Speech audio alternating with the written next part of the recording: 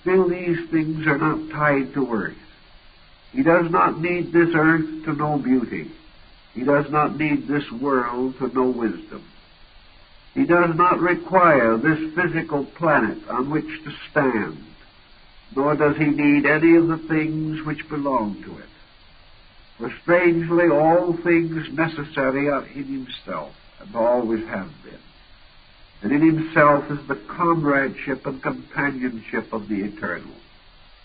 So in our picture, the meditating mystic has suddenly experienced his own existence in a vast and infinite area of eternal being. In his meditation, he has left the world behind. Although he may still be seated upon old earth itself, he has forgotten it.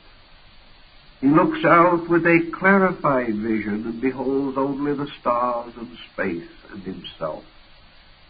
And he looks out from within himself to the outer part of himself. He looks from his soul through his eyes. And his soul is the boy and his eyes are the ox.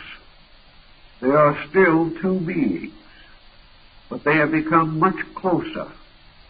And it is through the eyes of the ox that the boy sees the fields of space, even as the meditating mystic is aware by his inner sensory perception of his own relationship to both time and eternity. He still is.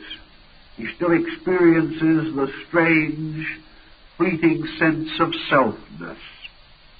As long as self remains, the ox is there. But the ox in space, like the self in space, is at disadvantage, because space does not belong to selves. It belongs to eternities. So it is only reasonable and natural that we should turn the next page, and suddenly we have another peculiar situation. We are back again to the situation we started with. We are back to the point where the boy is standing again in the garden, or by the side of the cliffs and mountains on the edge of a precipice overlooking the sea, and above him also are clouds and mountains, and the sky, the constellation, shines forth. The boy holds up his hands in amazement. There is no bull. Something has happened.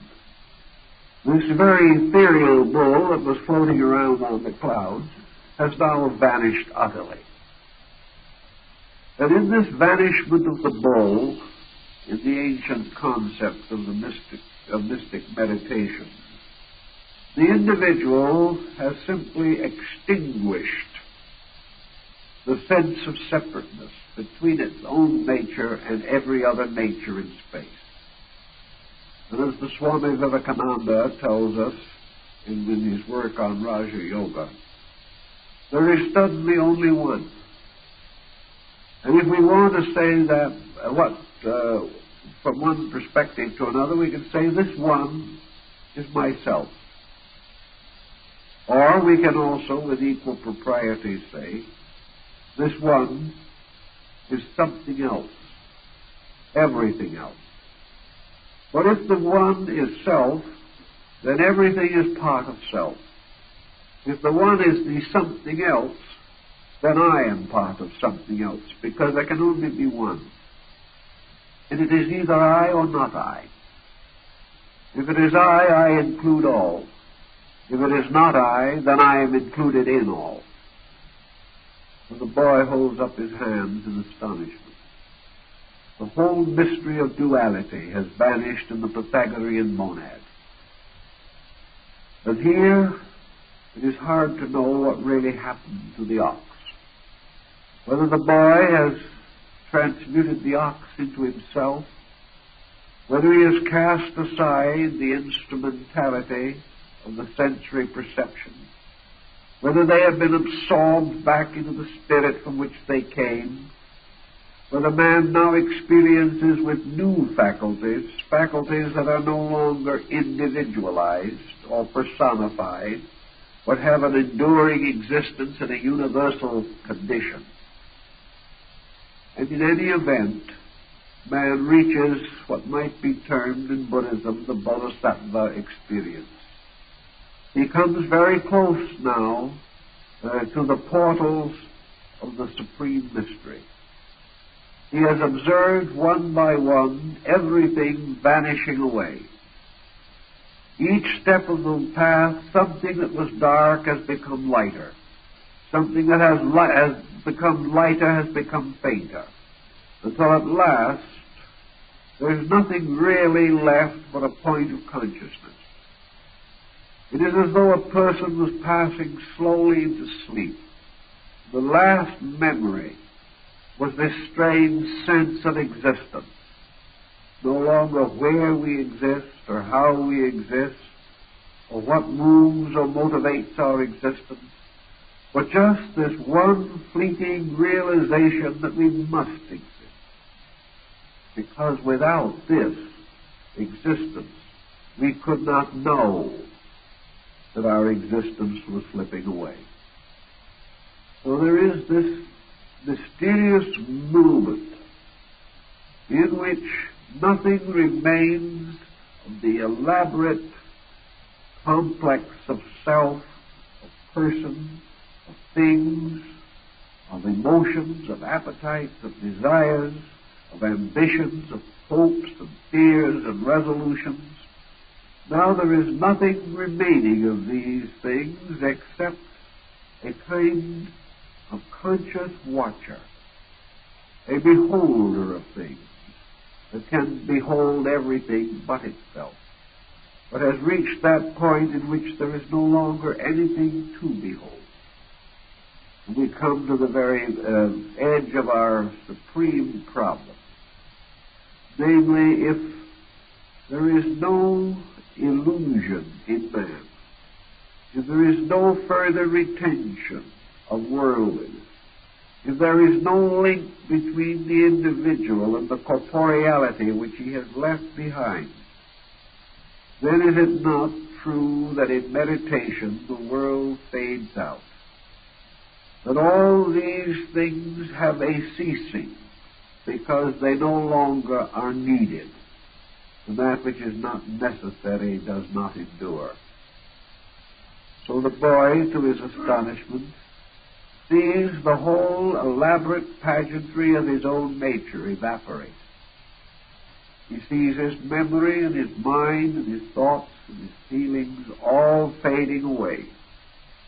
And yet in a mysterious manner he exists, for he is capable of seeing them fade.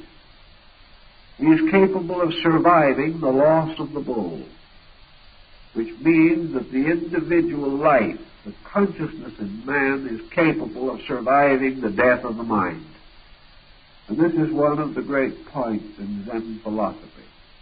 And I think it is one of the points that will sometime have to be reconsidered in Western psychology, where we are going to have to realize that it is the thought that produces the thinker, and not the thinker producing the thought. That in the beginning was not the mind, but the thought. And the thought was everywhere and in everything. And in order to express itself, the thought brought forth the mind.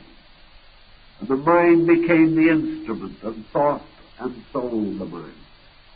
But the mind can die again, and the thought remains. And this thought is a kind of vagrant sense of existence, moving and floating upon the deep sea of meditation. And in it we find the concept of the bodhisattvic life, in which by degrees the individual comes so close to the dividing line between the state of being and the state of eternity that he can hardly realize which he occupies at any given time. And so we then turn the diagram from this to the 10th figure, the last of the figures. And what do we have?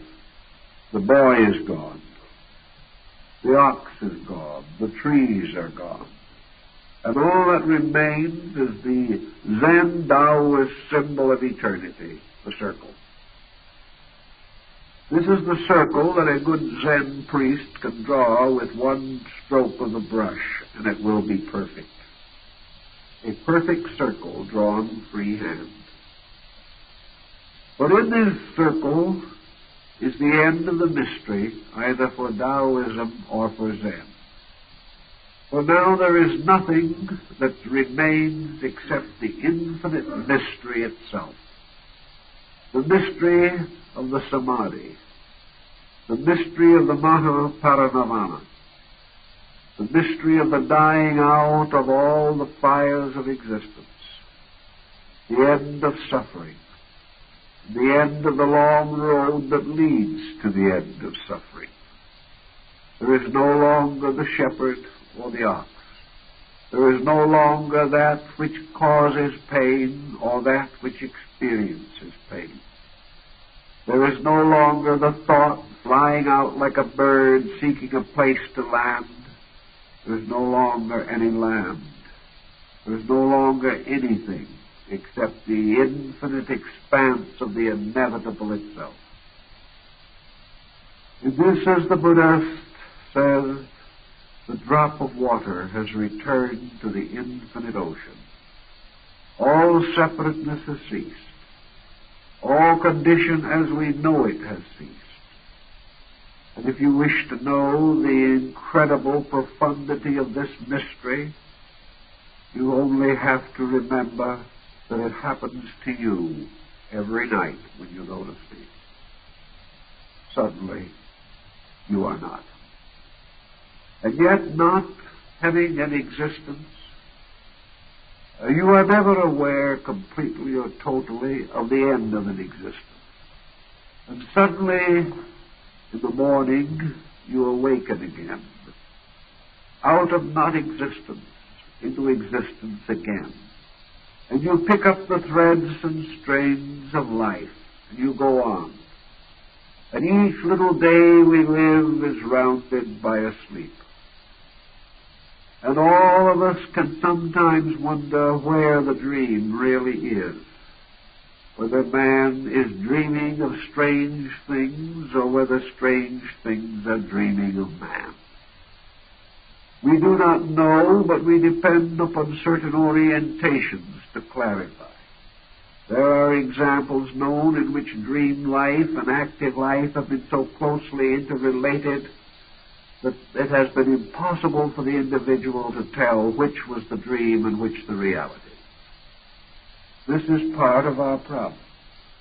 But Zen ends not in a frustration, in the sense that Western scholars have insisted on assuming that the Buddhists were nihilists, that they were some strange type of extinctionists, in which to them the supreme end of everything was to be nothing. This is the first thought that may come to mind.